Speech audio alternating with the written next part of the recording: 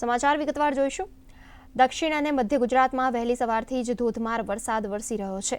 સવારે 6 વાગ્યાથી બપોરના 12 વાગ્યા સુધીમાં 6 કલાકમાં 6 ઇંચથી વધુ વરસાદ વરસ્યો હતો। સૌથી વધુ ડાંગ જિલ્લાના વઘઈમાં 6.5 ઇંચ વરસાદ વરસ્યો હતો, જ્યારે તાપીના સોનગઢમાં 6 ઇંચ વરસાદ ખાબક્યો હતો। આ ઉપરાંત નવસારી જિલ્લાના વાંસદામાં પણ 5 ઇંચ, તાપીના ડોલવણ, ઉચ્છલ અને વ્યારામાં 4 ઇંચ વરસાદ પડ્યો હતો। ડાંગના વઘઈ અને સુબીરમાં 3 ઇંચ વરસાદ વરસી ગયો હતો। મહીસાગર જિલ્લાના લુણાવાડામાં સવારથી ક્યારેક ધીમી ધારે તો ક્યારેક ધોધમાર વરસાદ વરસ્યો હતો। અંદાજે 1 ઇંચ વરસાદમાં માંડવી બજાર, હાટડિયા બજાર, હુસેની ચોક સહિતના વિસ્તારોમાં પાણી ભરાયા હતા। તો નવસારીમાં 3 દિવસના વિરામ બાદ ફરી મેઘરાજા મહેરબાન થયા હતા। તો અમરેલી જિલ્લાના જાફરાબાદના દરિયામાં પવન સાથે કરંટ પણ જોવા મળ્યો હતો। જાફરાબાદ બંદર પર હાલ 1 નંબરનું સિગ્નલ લગાવાયું છે। અને સમગ્ર નવસારી જિલ્લાની વાત કરીએ તો નવસારી જિલ્લામાં આજ સવારથી જિલ્લાના અનેક વિસ્તારમાં ધીમી ધારથી વરસાદ સાથે મુસળધાર વરસાદના ઝાપટા ઝીંકાઈ રહ્યા છે। ત્યારે નવસારી જિલ્લાના વાંસદા તાલુકામાં 1 કલાકમાં 1 ઇંચથી વધુ વરસાદ ખાબક્યો, જેને લઈને વાપી શામળાજી રાજ્ય ધોરીમાર્ગ પર વરસાદી પાણી ભરાતા હાલાકી સર્જાય છે અને વાહન વ્યવહારોને વધુ હાલાકી સર્જાય છે। ત્યારે ઉપરવાસમાં પણ દેમાર વરસાદ વરસી રહ્યો છે, જેને લઈને જિલ્લાની તમામ નદીઓમાં પૂરની પરિસ્થિતિ સર્જાય એવી પરિસ્થિતિ સર્જાય છે। Rajesh Rana, DD news, Navsari. હવામાન વિભાગની માહિતી અને ડાંગ ડિઝાસ્ટર કક્ષ તરફથી મળેલી માહિતી મુજબ 2 દિવસના વિરામ બાદ આજ રોજ સવારે 6 થી 10ની વચ્ચે ડાંગ જિલ્લામાં ફરી વરસાદ શરૂ થયો છે। આહવા ખાતે 80 મિલીમીટર, વઘઈ ખાતે 147 મિલીમીટર તેમજ સુબીર ખાતે 41 મિલીમીટર અને સાપુતારા ખાતે 14 મિલીમીટર જેટલો વરસાદ નોંધાયો છે। આ વર્ષના વરસાદને કારણે સુબીર પીપળદહાડ રોડ પર ગત રાત્રે વૃક્ષો ધરાશયી થયા હતા, પણ વન વિભાગે રસ્તો ખુલ્લો કર્યો છે અને અત્યારે મળતી માહિતી મુજબ ડાંગ જિલ્લામાં વઘઈ ખાતે જ્યારે ઉપરવાસમાં ધોધમાર વરસાદ વરસી રહ્યો છે, ત્યારે વઘઈ ભેંસ કાતરી રોડ પર પણ પથ્થર પડવાની અને વૃક્ષો ધરાશયી થવાની ઘટના બની છે। ડાંગ જિલ્લાના વહીવટી તંત્રએ પશુપાલકો, ખેડૂતોને જ્યાં પણ ઓવરટોપિંગ થતું હોય કે જ્યાં પણ પાણીનું વહેણ વધારે હોય તે જગ્યાએથી જવાની જગ્યાએ વૈકલ્પિક રસ્તાનો ઉપયોગ કરવાનું જણાવ્યું છે। યોગિતા પટેલ, દૂરદર્શન ન્યૂઝ, ડાંગથી। સાર્વત્રિક વરસાદના પરિણામે રાજ્યના 113 જળાશયો સંપૂર્ણ છલકાયા છે।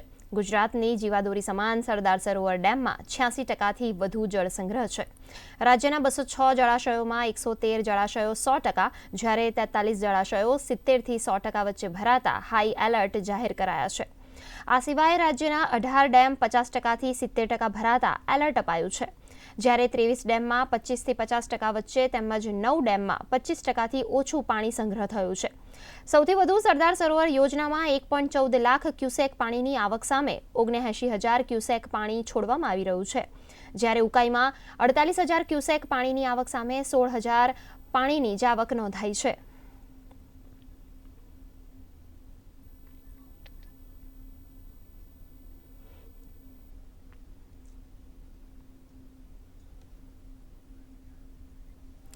રાજ્યમાં તાજેતરમાં પડેલા ભારે વરસાદ બાદ જનજીવન સામાન્ય થઈ રહ્યું છે। ત્યારે અત્યાર સુધીમાં રાજ્યમાં સિઝનનો કુલ 111.18% વરસાદ વરસી ચૂક્યો છે, જેમાં કચ્છમાં સૌથી વધુ 179.21% વરસાદ થયો છે, જ્યારે સૌરાષ્ટ્રમાં 124.96%, દક્ષિણ ગુજરાતમાં 111.58%, મધ્ય ગુજરાતમાં 105.09% વરસાદ થયો છે।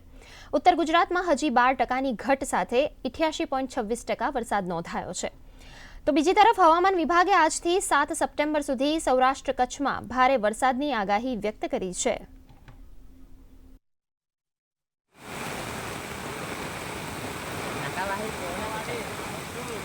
गुजरात रीजन में हैवी रेनफॉल का वार्निंग है और डे 3 से डे 5 तक heavy to very heavy rainfall का वार्निंग है और डे 6 में हैवी रेनफॉल का वार्निंग है और डे 7 में कोई वार्निंग नहीं है। बारिश का संभावना है वो गुजरात रीजन में D1 में फेयरली वाइड स्प्रेड का अनुमान किया जा रहा है और बाकी जो 6 दिन है अगले 6 दिन डे 2 से लेकर डे 7 वाइड स्प्रेड का अनुमान है।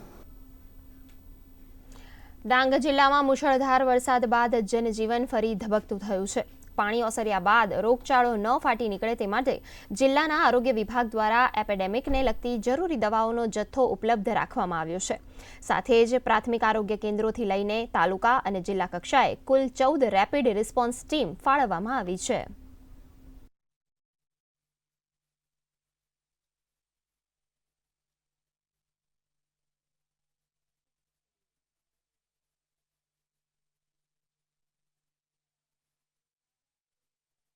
જે પણ સગર્ભા માતાની નજીકમાં તારીખ આવતી હોય એટલે કે 15 દિવસની અંદર જેની ડિલિવરીની તારીખ હોય તેઓને અમે શિફ્ટ કરવામાં આવ્યા હતા. સદનસીબે કોઈ પણ ડિલિવરી ઘરે થઈ નથી. અને બીજું એ બાબતે અમે અમારી તમામ ટીમ જે 10 PSC પર 10 રેપિડ રિસ્પોન્સ ટીમ, જિલ્લાની રેપિડ રિસ્પોન્સ ટીમ અને તાલુકાની રેપિડ રિસ્પોન્સ ટીમને પણ તૈયાર રાખવામાં આવેલી હતી. અત્રે પૂરેપૂરી દવાનો સ્ટોક પણ ઉપલબ્ધ છે અને સર્વેલન્સની કામગીરી આશા વર્કરથી માંડીને તમામ આરોગ્ય કર્મચારી દ્વારા કરવામાં આવેલી છે. મોરબીના લીલાપર પાસે આવેલો રાજાશાહી વખતનો પુલ અચાનક બેસી ગયો હતો. સદનસીબે દુર્ઘટનામાં કોઈ જાનહાનિ થઈ નથી. બનાવની જાણ થતાં કલેક્ટર અને પોલીસની ટીમ સ્થળ પર દોડી આવી અને વાહનોની અવરજવર બંધ કરાવી હતી. મચ્છુ ડેમ ઓવરફ્લો થતાં ડેમમાંથી 2.70 લાખ ક્યુસેક પાણી છોડવામાં આવ્યું હતું, જેના કારણે નેશનલ હાઈવે સહિત 30થી વધુ રસ્તાઓ પર નદીના પાણી વહેતા થયા હતા.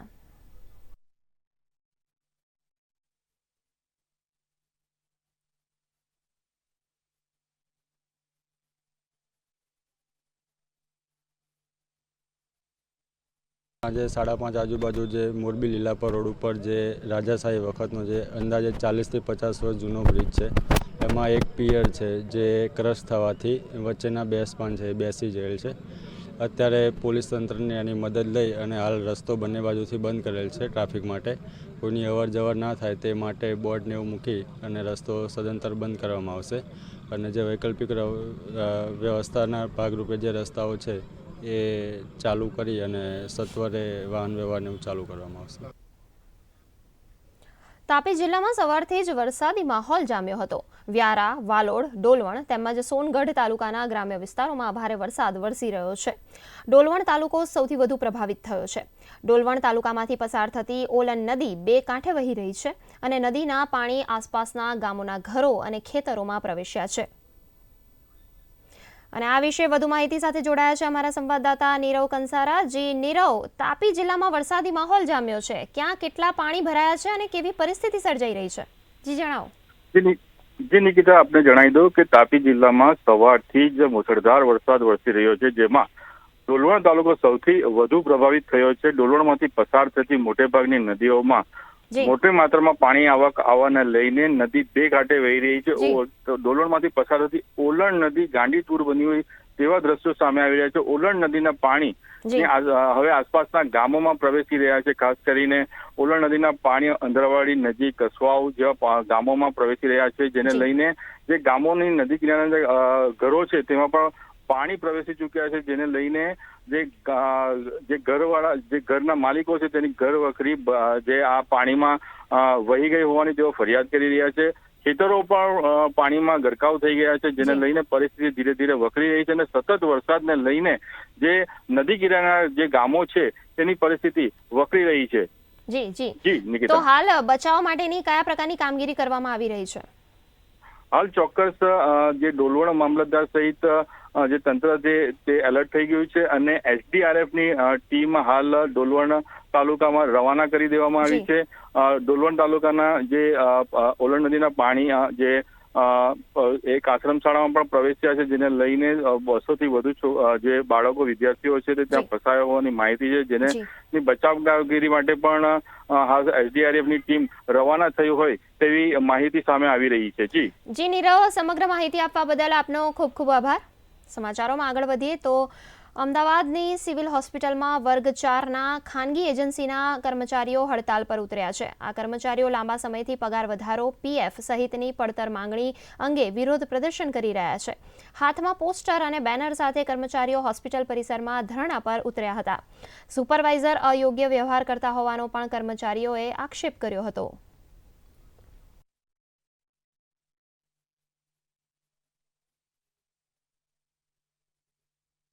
અમારી માંગ છે કે અમારા રજાના પૈસા નથી મળે, અમને બોનસ નથી મળવાનું, પગાર અમને પૂરતો નથી મળતો. અમને 10,500 પગાર આપવામાં આવશે. 2 મહિનાથી અમને બોનસ કરી 700-800 રૂપિયા અંદર નાખ્યા છે. એ નથી ચાલવાનું. બીજું કે અમારું શોષણ ચાલ્યું, કામ કરવા છતાં અમને પરેશાન કરે છે. પૂરતી કોઈ ચીજ અમને આપવા તૈયાર જ નથી.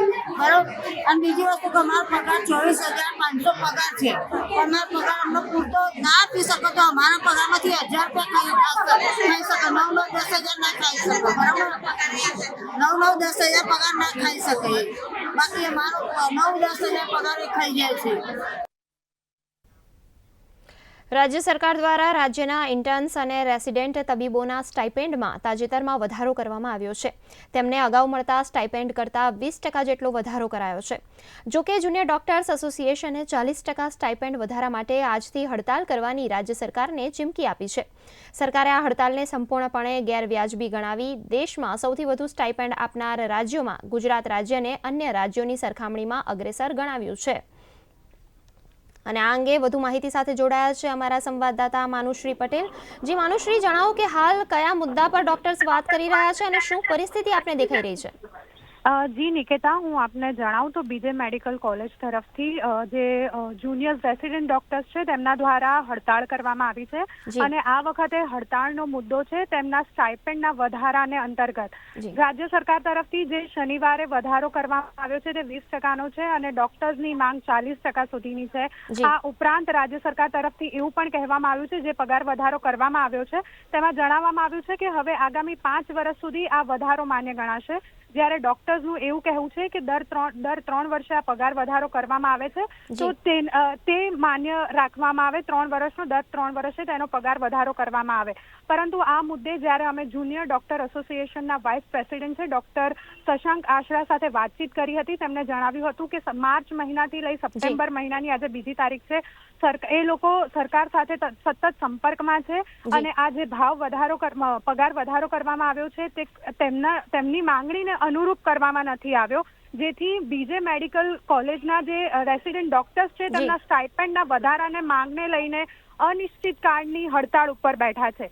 હવે આ મુદ્દે જ્યારે બીજે મેડિકલ કોલેજના સત્તાધીશો સાથે હમણાં જ તેઓ હાલ મીડિયાને સંબોધી રહ્યા છે અને તેમના દ્વારા જણાવવામાં આવી રહ્યું છે કે જે ડોક્ટર્સ અત્યારે હડતાળ પર છે તેના દ્વારા દર્દીને મોટાભાગની અત્યારે વરસાદનો સમય છે, રોગચાળો પણ ફાટી નીકળ્યો છે, મચ્છરજન્ય રોગચાળો પણ ફેલાયો છે, જેને લઈને જે બીજા રાજ્યોમાંથી દર્દી આવતા હોય છે તેમને હાલાકી ન ભોગવવી પડે એ અંતર્ગત વ્યવસ્થા ગોઠવવામાં આવી છે.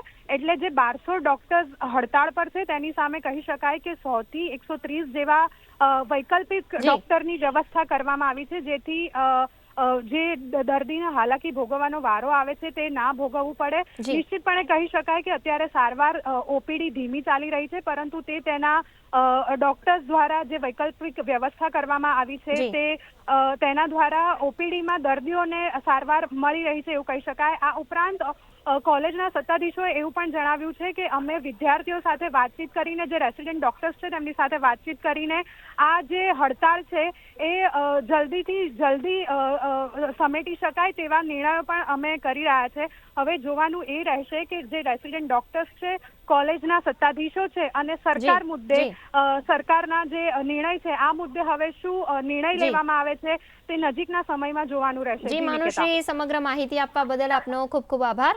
સમાચારમાં આગળ વધીએ તો અમદાવાદના નારણપુરામાં આવેલા મિસ્ત્રી સ્ટુડિયો ખાતે કવિ સંમેલનનું આયોજન કરાયું હતું. જજ્બાતો કા રંગમંચ નામે આયોજિત આ કવિ સંમેલનમાં વિજય તિવારી મુખ્ય અતિથિ તરીકે ઉપસ્થિત રહ્યા હતા. આ ઉપરાંત વંદના પંચાલ, મમતા સિંહ, કાર્તિક પંચાલ, પ્રિયંકા કુમારી અને ગૌરવ યદુવંશી સહિતના યુવા કવિઓ પણ હાજર રહ્યા હતા. આ યુવા કવિઓએ પોતાના કાવ્ય રસથી શ્રોતાજનોને આવકાર્યા અને સ્વરચિત ઉત્તમ કાવ્ય રચનાઓ રજૂ કરી હતી. जो हमने ये आयोजन किया है कवि सम्मेलन का, हम सबको इकट्ठा करके जो एक शब्दों की गरिमा है लोगों तक पहुंचाएं. और मैंने कहीं सुना है कि जब हम किसी को कुछ सुनाते हैं या कुछ कहते हैं तो कई दिलों तक वो पहुंचता है. हमारा मकसद ये है कि समाज में जो भी कवियों का जो शब्द है लोगों तक पहुँचे और अपने विचारों में उतारे और समाज को उससे रूपांतरित करे. આજનું કવિ સંમેલન એ છે કે આ જે સંસ્થા છે એ પોતે નવા કવિઓને, જેમને કોઈ પણ જગ્યાએ સ્થાન નથી મળતું એવા કવિઓને શોધીને અમે પ્રસ્તુત કરીએ છીએ. કારણ કે એમની પ્રસ્તુતિ એટલી સરસ હોય છે, પણ આજના જમાનામાં જેમ કહેવાય છે ને કે જેનું નામ થયું એ આગળ આવે છે, પણ આ સંસ્થા જે છે એવા કલાકારો, કવિઓ, કવિયત્રીઓ ખાસ તો એમને અહીંયા લઈને એમને સ્ટેજ આપે છે. 2 સપ્ટેમ્બરે ભારત સહિત એશિયન પેસિફિક ક્ષેત્રના કેટલાક દેશોમાં વિશ્વ નાળિયેર દિવસની ઉજવણી કરાય છે. એશિયન પેસિફિક કોકોનટ કલ્ચરે 2009માં આજના દિવસે વિશ્વ નાળિયેર દિવસ ઉજવવાની શરૂઆત કરી હતી. ત્યારે ભારતના 20 રાજ્યોમાં નાળિયેરીનું ઉત્પાદન કરવામાં આવે છે, જે પૈકી ગુજરાત રાજ્ય દેશમાં નાળિયેરીના ઉત્પાદનમાં 6ઠ્ઠા સ્થાને છે. જેમાં રાજકોટની વાત કરીએ તો ચોરવાડ બજારમાં અંદાજે 15 જેટલા વેપારીઓ નાળિયેરનું વેચાણ કરે છે. સિઝન દરમિયાન નાળિયેરની 15 ગાડીઓ આવતી હોય છે, જેમાં એક ગાડીમાં અંદાજે 2000 નાળિયેર આવે છે. એટલે હાલમાં રાજકોટમાં લગભગ 30,000થી વધુ નાળિયેરનું વેચાણ થાય છે.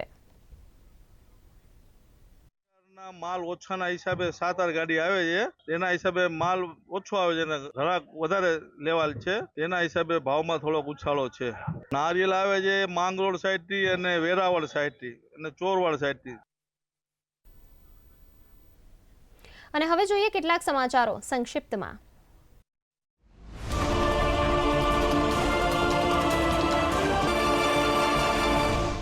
ભારતમાં બાંગ્લાદેશી વિદ્યાર્થી નેતાઓના વિઝા રદ કર્યા હોવાના અહેવાલોને વિદેશ મંત્રાલયે આપ્યો રદિયો. કેટલાક માધ્યમોમાં એવા અહેવાલો હતા કે બાંગ્લાદેશના 6 વિદ્યાર્થી નેતાઓના ભારતે વિઝા રદ કર્યા હતા. આંધ્રપ્રદેશના વિજયવાડામાં પ્રકાશમ બેરેજમાંથી ડાઉનસ્ટ્રીમમાં 11 લાખ ક્યુસેક પાણી છોડવામાં આવ્યું. નીચાણવાળા વિસ્તારોમાં એલર્ટ જાહેર. 3 દિવસથી વિજયવાડામાં ભારે વરસાદનો છે માહોલ. પૂરને કારણે 3.25 લાખ લોકો થયા પ્રભાવિત. ઉત્તર પ્રદેશના બહરાઇચના 35 ગામમાં વરુનો આતંક. ગત મોડી રાત્રે આદમખોર વરુએ એક બાળક અને મહિલા પર કર્યો હતો હુમલો. વરુને પકડવા માટે વન વિભાગનું ઓપરેશન જારી. તેલંગાણાના મહેબૂબાબાદમાં ભારે વરસાદને કારણે ઇન્ટિકેનને રેલવે સ્ટેશન પાસેનો રેલવે ટ્રેક ધોવાયો. રેલવે અધિકારીઓએ યુદ્ધના ધોરણે ટ્રેકના મરામતની કામગીરી આરંભી. કેટલીક ટ્રેનોના રૂટ કરાયા ડાયવર્ટ. અમિતાભ બચ્ચનની દોહિત્રી નવ્યા ભણશે ગુજરાતમાં. અમદાવાદની IIMમાં મળ્યું એડમિશન. ઇન્સ્ટાગ્રામ પર ફોટો શેર કરીને કહ્યું, મારું સપનું પૂર્ણ થયું. Blended post graduation program BPGP નામના કોર્સમાં મળ્યું છે એડમિશન. અમેરિકાના ન્યૂયોર્ક ખાતે સેન્ટ્રલ પાર્કમાં હજારો લોકોએ ઇઝરાયલ હમાસ યુદ્ધ વિરામની માંગ કરી કાઢી વિશાળ રેલી. મહત્વનું છે કે રવિવારે ગાઝામાં વધુ 6 બંધકોના મળી આવ્યા છે મૃતદેહ. મુક્તિની રાહ જોઈ રહેલા 97 બંધકો હજુ પણ છે હમાસની કેદમાં. ગાઝામાં 6 બંધકોના મૃત્યુ બાદ ઇઝરાયલમાં વિરોધ પ્રદર્શન. હજારો લોકોએ રસ્તા પર આવીને સરકાર વિરોધી પ્રદર્શન કર્યું. તો ઇઝરાયલ ટ્રેડ યુનિયન ફેડરેશને આજે ઇઝરાયલમાં મોટી સંખ્યામાં હડતાલનું આહવાન કર્યું. પ્રદર્શનકારીઓનું કહેવું છે કે સરકાર બંધકોની સુરક્ષામાં નિષ્ફળ રહી છે. યુક્રેનનો રશિયા પર અત્યાર સુધીનો સૌથી મોટો ડ્રોન હુમલો. ઉત્તર પૂર્વીય શહેર ખાર્કિવમાં કરાયેલા હુમલામાં 5ના મોત, 46 ઇજાગ્રસ્ત. જોકે રશિયન સેનાએ યુક્રેનના ડ્રોન વિમાનોને તોડી પાડ્યા હોવાનો કર્યો દાવો. શ્રાવણ માસના છેલ્લા સોમવાર નિમિત્તે આજે વહેલી સવારથી જ સોમનાથ મહાદેવ મંદિરે ભક્તોની ભારે ભીડ જામી હતી. ભક્તોએ મહાદેવના આશીર્વાદ મેળવી ધ્વજાપૂજન કર્યું હતું. ત્યારે રાજ્યના પૂર્વ મુખ્યમંત્રી વિજય રૂપાણી પણ સહપરિવાર સોમનાથ મહાદેવના મંદિરે દર્શને પહોંચ્યા હતા. વહેલી સવારે સોમનાથ ટ્રસ્ટ દ્વારા મહાદેવની પાલખી પૂજન કરી શ્રાવણ માસની છેલ્લી પાલખી યાત્રા યોજી હતી.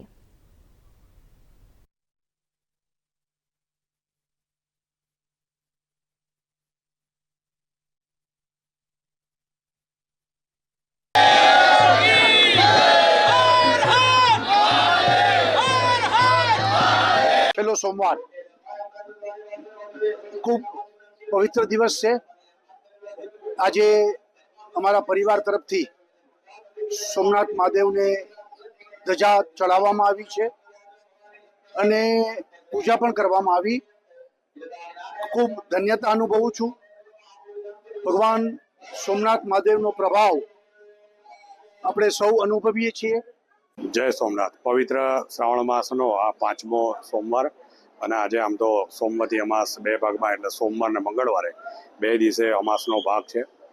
ખાસ કરીને આજે વહેલી સવારે ભગવાન સોમનાથનું મંદિર યાત્રિકો માટે દર્શન માટે ખોલવામાં આવ્યું હતું અને સવારથી લઈને અત્યાર સુધીમાં લગભગ 35,000થી વધારે લોકોએ દર્શનનો લાભ લીધો છે. ખાસ કરીને ભગવાનની જે પાલખી યાત્રા છે એમાં પણ મોટી સંખ્યામાં લોકો આજે જોડાયા હતા. અવશ્ય આ વખતે શ્રાવણ મહિનામાં છેલ્લા સોમવારે ખૂબ અનુભૂતિ થઈ, આનંદ થયો અને અહીંયા ભગવાનની દયાથી સરસ રીતે દર્શન થયા. આરતીના સમયે અમે પહોંચી ગયા હતા. આરતીનો થોડો લાવો મળ્યો. બહાર પરિસરમાં બી સારી વ્યવસ્થા છે. સોમનાથ ટ્રસ્ટથી બહુ સારી સુંદર વ્યવસ્થા છે. ભાવનગરથી 24 કિલોમીટર દૂર આવેલા કોળિયાકના દરિયા કિનારે પાંડવો સ્થાપિત નિષ્કલંક મહાદેવ મંદિર આવેલું છે, જ્યાં આજે સોમવતી અમાસ નિમિત્તે મોટી સંખ્યામાં શિવભક્તો ભગવાન શિવના દર્શનાર્થે ઉમટ્યા હતા. જૂની વાયકાઓ મુજબ લોકો કોળિયાકના દરિયામાં સ્નાન કરીને પોતે નિષ્કલંક બને છે, ત્યારે આજે શિવભક્તો પણ દરિયામાં સ્નાન કરી નિષ્કલંક બન્યા હતા. આ મંદિર દરિયા કિનારે આવેલ હોવાથી ભક્તોની ભારે ભીડ વચ્ચે કોઈ અનિચ્છનીય બનાવ ન બને તે માટે પોલીસ દ્વારા ચાંપતો બંદોબસ્ત ગોઠવાયો છે.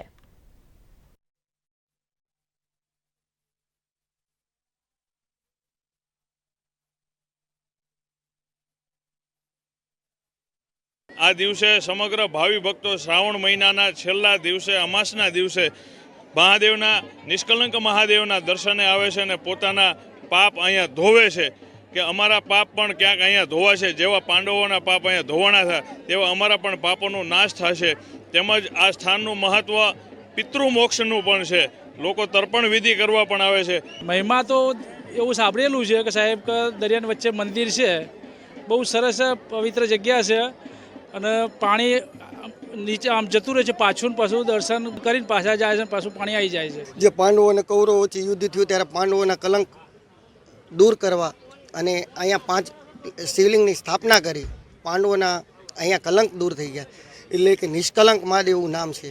અને બહારથી તેમજ અન્ય રાજ્યોમાંથી પબ્લિક અત્યારે ભાદરવી અમાસના મેળામાં દર્શન કરવા આવે છે. આજે મોટી સંખ્યામાં બંદોબસ્ત ફાળવવામાં આવેલા છે, જેમાં 6 જેટલા પીઆઈ અધિકારીઓ, 16 જેટલા પીએસઆઈ અધિકારીશ્રી તથા 1000 જેટલા પોલીસ કર્મચારીઓ, એસઆરડી અને જીઆરડીનો ચુસ્ત બંદોબસ્ત રાખવામાં આવેલા છે. શ્રાવણ મહિનાના છેલ્લા સોમવારે દ્વારકાના શિવાલયો હર હર મહાદેવના નાદથી ગુંજી ઉઠ્યા છે. દ્વારકાના નાગેશ્વર જ્યોતિર્લિંગ ખાતે વહેલી સવારે મંગળા આરતીમાં સ્થાનિકો અને પ્રવાસીઓ ઉમટી પડ્યા હતા. તો પૌરાણિક સ્થળ એવા સિદ્ધેશ્વર મહાદેવ મંદિરે પણ ભાવિકોએ જળ અને દૂધનો અભિષેક કરી મહાદેવને શીશ ઝુકાવી દર્શન કર્યા હતા.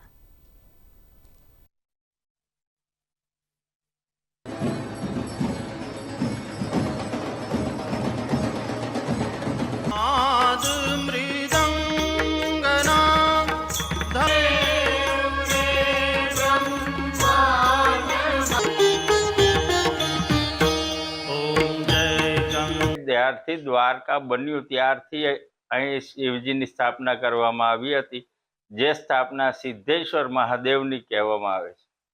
અહીં લાખો માણસો દર વખતે આવે છે. આ સોમવારે અતિ માણસો અહીં દર્શન માટે આવેલા છે. લાખો માણસોની મેદનીથી દ્વારકા, નાગેશ્વર અને સોમનાથ ઉમટી રહ્યું છે, જેથી કરી સર્વની મનોકામના સદાશિવ પૂરી કરે એવી પ્રાર્થના. ભારતીય જનતા પાર્ટી આજે સદસ્યતા અભિયાનની શરૂઆત કરવા જઈ રહ્યું છે. પાર્ટીના રાષ્ટ્રીય અધ્યક્ષ જેપી નડ્ડા પ્રધાનમંત્રી નરેન્દ્ર મોદીને પહેલા સભ્ય બનાવીને અભિયાનની શરૂઆત કરશે. પ્રધાનમંત્રી દ્વારા સદસ્યતા અભિયાનની શરૂઆત કરાયા પછી ફોન નંબર 8800002024 પર મિસ કોલ કરીને લોકોને બીજેપી સદસ્ય બનાવવાનું પણ અભિયાન શરૂ કરવામાં આવશે. તો આ અભિયાન અંતર્ગત પાર્ટીના દરેક કાર્યકર્તાઓને પાર્ટી સંગઠનની યોજના અનુસાર કાર્ય કરી નિર્ધારિત ટાર્ગેટ કરતાં વધુ લોકોને બીજેપી સાથે જોડવા સૂચન આપવામાં આવ્યું છે. પ્રાથમિક સદસ્ય બનાવવા માટે સદસ્યતા અભિયાનનો પ્રથમ તબક્કો 2 થી 25 સપ્ટેમ્બર અને બીજો તબક્કો 1 થી 15 ઓક્ટોબર સુધી ચલાવવામાં આવશે. તો પાર્ટીના સક્રિય સદસ્ય બનવા માટે 16 થી 31 ઓક્ટોબર સુધી સક્રિય સદસ્યતા અભિયાન ચલાવાશે. આંધ્રપ્રદેશ અને તેલંગાણામાં સતત વરસી રહેલા વરસાદને કારણે જનજીવન અસ્તવ્યસ્ત થયું છે. આંધ્રપ્રદેશના વિજયવાડા અને ગ્રામ્ય વિસ્તારના અંબાપુરમ, નેનાવરમ, નૂના અને પથપાદુ ગામો સંપૂર્ણપણે જળમગ્ન થઈ ગયા છે. પોલીસ અને એનડીઆરએફ ટીમ દ્વારા પ્રભાવિત વિસ્તારના લોકોને સુરક્ષિત જગ્યાએ સ્થળાંતરિત કરાયા છે, જેમાં 5 જિલ્લાના 294 ગામના લગભગ 13,000થી વધુ લોકોને બચાવાયા છે. તો મુખ્યમંત્રીએ સમીક્ષા બેઠક યોજી પૂરના પાણી ઓછા થતાં જ અસરગ્રસ્ત વિસ્તારમાં પાક નુકસાનનો સર્વે કરવા આદેશ આપ્યા છે. તો ઘર અને ઢોરના નુકસાનનું કાળજીપૂર્વક મૂલ્યાંકન કરવા પણ જણાવાયું છે. તો બીજી તરફ તેલંગાણામાં પણ સતત વરસી રહેલા વરસાદને કારણે જનજીવન અસ્તવ્યસ્ત થયું છે. પ્રધાનમંત્રી નરેન્દ્ર મોદીએ ગઈકાલે તેલંગાણાના મુખ્યમંત્રી સાથે ફોન પર વાતચીત કરી પરિસ્થિતિની માહિતી મેળવી હતી. તો કેન્દ્રીય ગૃહમંત્રી અમિત શાહે તેલંગાણામાં એનડીઆરએફની 9 ટીમો તૈનાત કરવા આદેશ આપ્યા છે.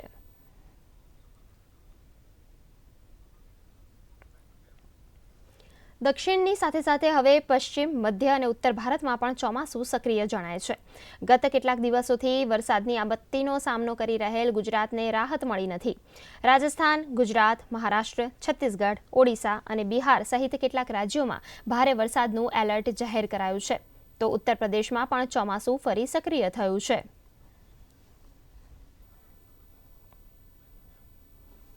તો આ સાથે જ મિડ ડે ન્યૂઝ અહીં સમાપ્ત કરીશું. નમસ્કાર.